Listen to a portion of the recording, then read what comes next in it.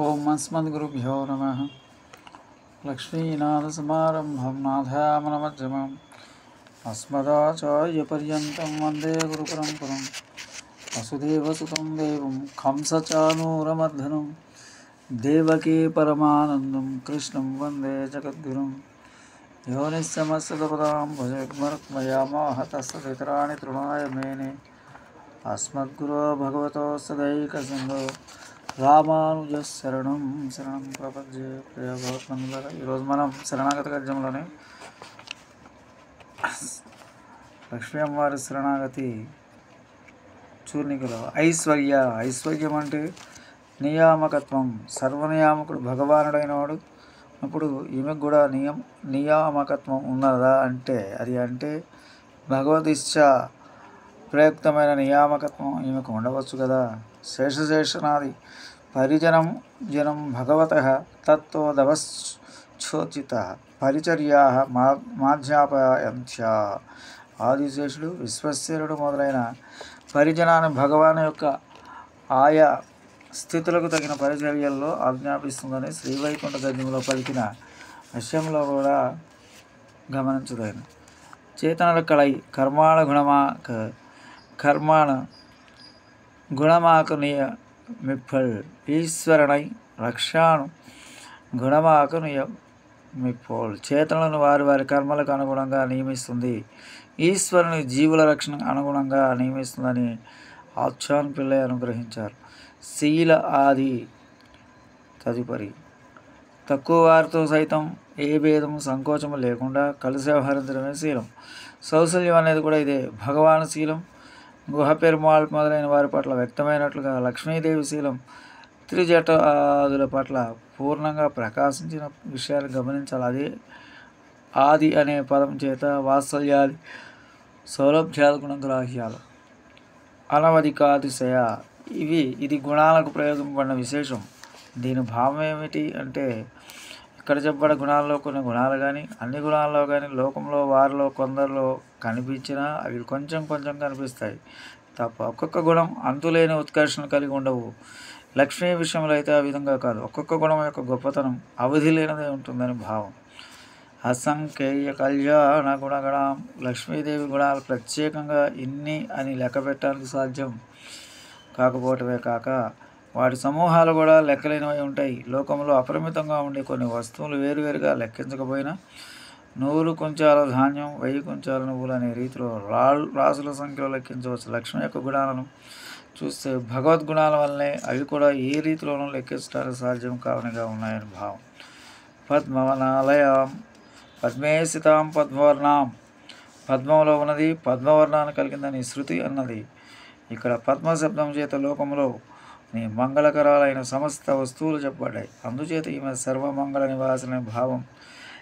హి మంగళం కిమపి ఎల్లోకే సహిత్యుచ్యతే తత్సర్వం తదధి దీనమేవ. లోకంలో ఏది మంగళమో ఏ సత్ అనే పదం చేత చెప్పబడుతుందో అది అంతా నీ ఆధీనమే అంటూ కోరేసులు కూడా శ్రీస్తవంలో ఈ సంగతి పలికారు. పరిమళమే మూర్తి భవించిన వాడైన భగవానికి కూడా పరిమళాన్ని పరిమళ ప్రచురమైన పద్మవనాన్ని నివాసంగా కలిగిందని భావం. భగవతి తత్ర పూజ్యోపహారోక్తి పరిభాషా సమన్విత శబ్దోయం నోపచారతే అని శ్రీ విష్ణు పురాణంలో చెప్పబడిన రీతిలో పూజ్యవాచకంగా పదాన్ని గ్రహించాలి. శ్రీయం 1 సకల అచేతనల చేత పురుషకారం కోసం ఆశ్రయం పడేది. 2 ఆశ్రితుల కార్యాలు నెరవేర్చడం కోసం భగవాను సదా ఆశ్రయించి ఉండేది. 3 ఆశ్రితుల విన్నపాల చెవి ఒగ్గి వినేది. 4 వాటిని భగవానుకు వినిపించేది. 5 ఆశ్రితుల అపరాధాలను నశింపజేసేది. 6 తన కళ్యాణ గుణాలతో లోకాన్ని ఆనందింపజేసేదని. ఈ విధంగా 6 అర్థాలు ఇచ్చే 6 విధాలైన ఉత్పత్తులతో 1 శ్రేయతే, 2 శ్రేయతే, 3 శృణోతి, 4 శ్రావయతి, 5 శృణోతి, 6 శ్రీనాథి. నిష్పన్నమైన శబ్దం కల శ్రీ శబ్దం ఈ నామంలో సాటలేని గొప్పతనాన్ని శ్రీరిశ్చేవ చ నామతే భగవతి భ్రూమః కథం త్వాం వయం. పూజలారా నీ పేరు శ్రీ అని ఇటువంటి నీ గొప్పతనాన్ని గూర్చి ఏ విధంగా పలకగలమని ఆళవందారు శ్రీరసయత అని భట్టర్ వ్యక్తం చేశారు. ఇది దేవీ క్రీడా విజిగీష వ్యవహార జ్యోతిస్తుతి మద స్వప్నకాంతి గతీషణ 10 అర్థాలు కలిగిన దివి ధాతువులో నుండి దివ్యతీతి దేవి అనే నిష్పన్నమైన శబ్దం కనుక యథోచితంగా ఆయా అర్థాలను గ్రహించవచ్చు. ఇంవరుమివల్ వై యాట్టుడయో వాళ్ళు ఆనందాన్ని కలిగించే ఈ లీలలను కలిగినదని చెప్పవచ్చు. భగవాన్తో కలియుక వల్ల ప్రకాశించేదని కూడా. నిత్యానపాయనం ఈ పదం ద్వారా శ్రీ విష్ణు శ్రీరసపాయనం శ్రీరణపాయనం విష్ణుమునకు ఏనాడు విడిచి ఉండనిది అని శ్రీ విష్ణు పురాణంలో 1:8 చెప్పబడిన అంశం ప్రత్యాభిజ్ఞాపనం చేయబడింది. సూర్యుని ప్రభ పుష్పాన్ని పరిమళం విడిచి ఉండనట్లు భగవాను విడిచి ఉండదని అర్థం. అవతారాల్లో భగవాన్ ఈమె కొన్నాళ్ళు విశ్లేషించినప్పటికీ దానివల్ల ఈమె నిత్యానుపాయనత్వానికి ఏ భంగం లేదని అంటారు మన పూర్వాచార్యులు.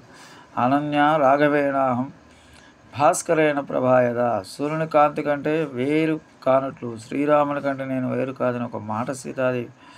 అనన్యాహి మయా సీత భాస్కరేణ ప్రభాయద సూర్యుని కంటే కాంతి వేరు కానట్లు సీత నాకంటే వేరు కాదని మరొక మారు శ్రీరాముడు పలకటాన్ని గమనించవచ్చు. ప్రభవాన్ సీతాయ దేవ్య పరమయోమ అభాస్కర పరమాకాశమనబడి పరంపదములో సూర్యుని వంటి వాడు ప్రకాశించే సీతాదేవి రూపంలో ప్రభను కలవాడు అని అన్నారు వేదాంత దేశకులు.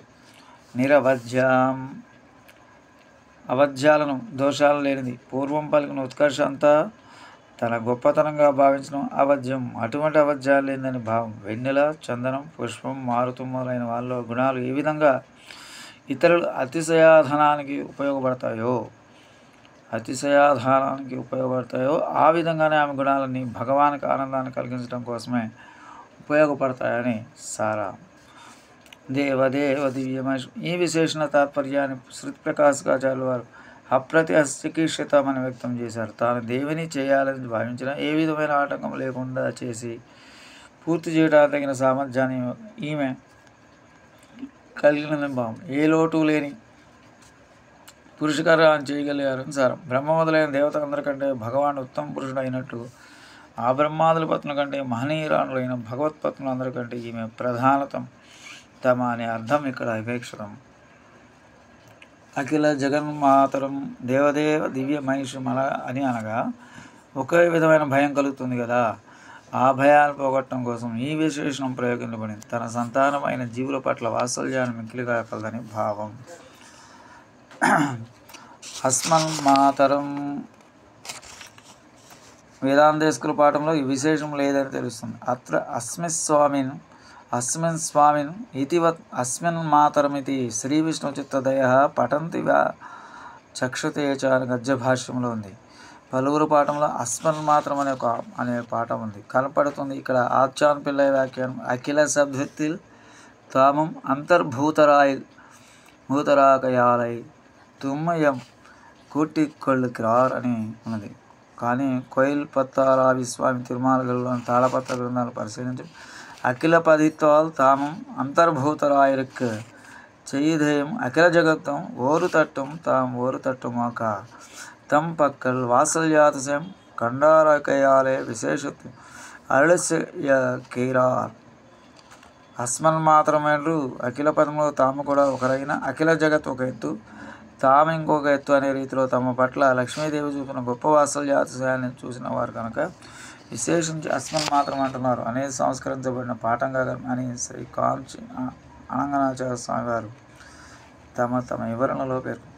అశరణ్య శరణ్యాం సర్వలోక శరణ్యులను భగవాన్ చేత పరిశ్చింపబడిన వారికి కూడా తాను శరణమై ఉన్నదని భావం. తిరువడై పార్ పిక్ మమల్తాసలు వరుమలై పోరు పిక్కు చొల్లు వేండా విరే అనుమానికి అంగీకారం చేయగలిగింది. తన మాట ద్వారాలో వచ్చేవాడిని అంగీకరణ చేసి చెప్పనక్కర్లేదు కదా, అనే రీతిలో అపరాధాన్ని తగిన దండన ఇచ్చే భగవాన్ క్షమింపజేసి రక్షించేదని భావం. ఈ విధంగా ఉండే ఇటువంటి లక్ష్మీదేవిని అనన్య శరణమహం ప్రపంచే